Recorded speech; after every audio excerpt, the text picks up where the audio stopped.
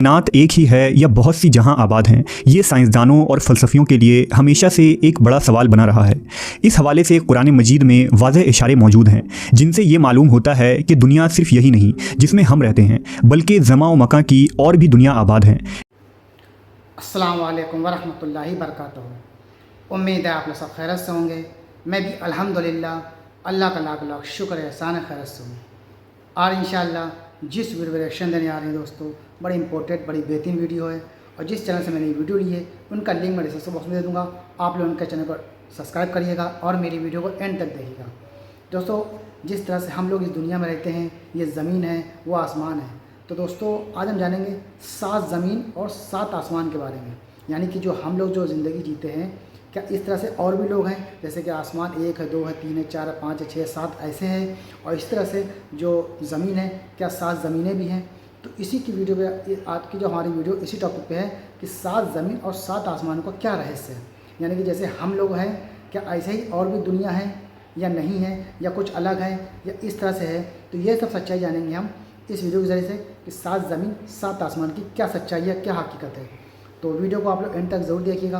Video अच्छी लगा करें तो शेयर किया करिए। तो आइए पहले बिना देरी वीडियो स्टार्ट करते हैं, फिर इंशाअल्लाह बात करते हैं। नात एक ही है या बहुत सी जहां आबाद हैं, ये साइंसदानों और फ़लसफ़ियों के लिए हमेशा से एक बड़ा सवाल बना रहा है। इस हवाले से कुरान मजीद में वाज़ेह इशारे मौजूद हैं जिनसे ये मालूम होता है कि दुनिया सिर्फ यही नहीं जिसमें हम रहते हैं, बल्कि ज़मा व मकां की और भी दुनिया आबाद हैं।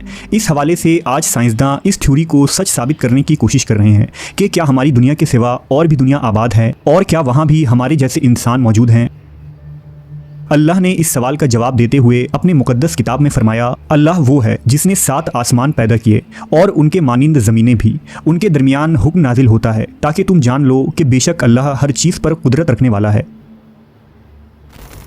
सहीहुल बुखारी और दीगर कुतुब अहादीस में इस आयत के ज़िमन में एक रिवायत मौजूद है कि मुफस्सिर कुरान हज़रत इब्ने अब्बास के पास एक शख्स आया और उसने सूरह तलाक़ की इस आयत की तफसीर पूछी। हज़रत इब्ने अब्बास खामोश रहे। उस शख्स ने दोबारा इसरार किया और पूछा कि आप इसकी वजाहत करने से गुरेज़ क्यों कर रहे हैं। इस पर हज़रत इब्ने अब्बास ने कहा कि 7 ज़मीनों से मुराद हमारी ही ज़मीन जैसी 7 और ज़मीनें हैं। हर ज़मीन पर हमारे पैगंबर मोहम्मद सल्लल्लाहु अलैहि वसल्लम की तरह एक रसूल आए हैं। हज़रत आदम की तरह वहाँ भी आदम, नूह की तरह उन ज़मीनों पर भी नूह, इसी तरह इब्राहीम, मूसा और ईसा अलैहिस्सलाम की तरह वहाँ भी नबी माबूस हुए। ये वो सवाल था जो आज से 1400 साल पहले हज़रत इब्ने अब्बास से कुरान की उस आयत की तफसीर के बारे में पूछा गया था। आज साइंसदान इस सवाल का जवाब साइंसी तरीके से दरियाफ्त करने के लिए सर जोड़ कर बैठे हैं। डॉक्टर मोरिस बुकाई की किताब इस्लाम, बाइबल और साइंस में उन्होंने लिखा है कि इनकी तहकीक के मुताबिक कुरान मजीद में 7 का अदद कसरत से इस्तेमाल किया गया है, जैसा कि यूनानी और रोमी भी 7 के अदद को अपने रूहानी और मजहबी उलूम में कसरत से जिक्र किया करते थे। लिहाजा मुमकिन है कि 7 ज़मीनों से मुराद ये हो कि हमारी ज़मीन की तरह ही और बहुत सी ज़मीनें कायनात में मौजूद हों, गो इंसान की उन तक रसाई नहीं। आज साइंस के मुताबिक बेशुमार दूसरे सैयारे और सूरज की तरह बेशुमार सितारे इस कायनात में बिखरी पड़ी हैं, और हमारा निज़ाम शमसी इस पूरी कायनात का सिर्फ एक छोटा सा टुकड़ा भी नहीं है। दरअसल साहिल समुंदर में रेत के ज़र्रात कम हैं, मगर कायनात में प्लैनेट, सैयारे और सूरज वगैरह इससे कई ज़्यादा हैं।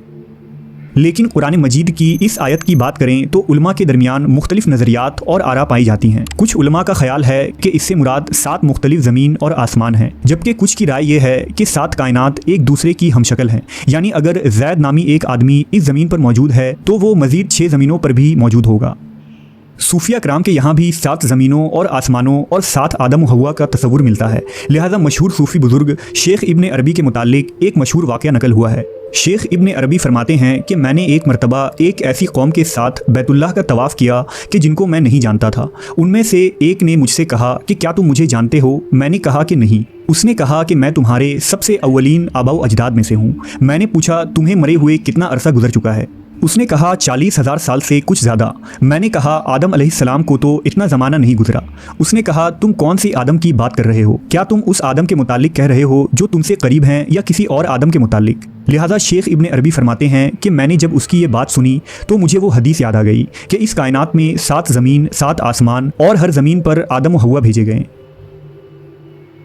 अहले हिकमत ने 7 आसमानों और उनकी खुसूसियात को कुछ यूँ जिक्र किया है कि ज़मीन से आसमानी दुनिया की और एक आसमान से दूसरे आसमान की मुसाफत 500 साल के सफ़र की दूरी के बराबर है। और इसी तरह हर आसमान का अपना अपना हजम यानी वॉल्यूम है। पहला आसमान दूध से भी ज़्यादा सफ़ेद है, मगर कोहे काफ की सब्ज़ी की वजह से ये हरा नज़र आता है। इस आसमान का नाम रुकिया है। दूसरे आसमान का नाम फीदूम या माऊन है और वो ऐसे लोहे का है जिससे रोशनी की शुआएं फूटती हैं। तीसरे आसमान का नाम मलकूत या हायून है और वो तांबे का है। चौथे आसमान का नाम ज़ाहिरा है और वो आँखों में खैरगी पैदा करने वाली सफ़ेद चांदी से बना है। और सातवें आसमान का नाम लाबिया या दामिया है जो सुर्ख याकूत का है और उसी में बैतुल मामूर है।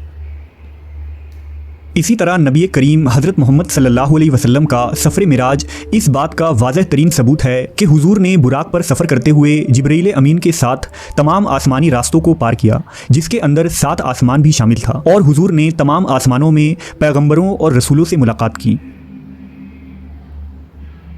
जबकि 7 ज़मीनों और आसमानों की एक ताबीर जदीद नज़रिया मल्टीवर्स की शक्ल में दी जा सकती है।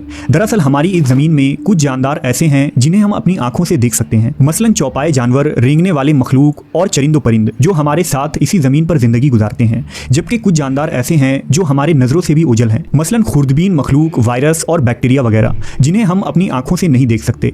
बिल्कुल इसी तरह जिन्नात और फरिश्ते भी मौजूद हैं जिन्हें हम नहीं देख सकते क्योंकि उनका वजूद एक दूसरे डायमेंशन में है। इसी नज़रिए को मल्टीवर्स का नाम दिया जाता है, यानी इस कायनात की तरह की कायनात का वजूद होना, बावजूद इसके कि हम ना इस कायनात को देख सकते हैं ना कभी उसमें दाखिल हो सकते हैं। हदीस मुबारका के मुताबिक पहले आसमान के मुकाबले में दूसरा आसमान इतना बड़ा है जैसे किसी सहरा के दरमियान एक अंगूठी मौजूद हो और दूसरा तीसरे के सामने रेगिस्तान पर पड़े अंगूठी के बराबर है। इसी तरह तमाम 7 आसमान एक दूसरे से बड़ा और वसी है। 7 ज़मीनों और आसमानों की वसअतों और सरहदों को ना ही इंसानी दिमाग समझ सकती है, ना ही इसे बयान किया जा सकता है, लेकिन इन्हें तसव्वुर करके एक लफ्ज़ का मतलब ज़रूर समझा जा सकता है। अल्लाह अकबर, यानी अल्लाह बहुत बड़ा है। तो दोस्तों, ये हमारा रिएक्शन जो आपने देखा 7 ज़मीन और 7 आसमान की जो हकीकत थी वो इस वीडियो के ज़रिए से पता चल गई है।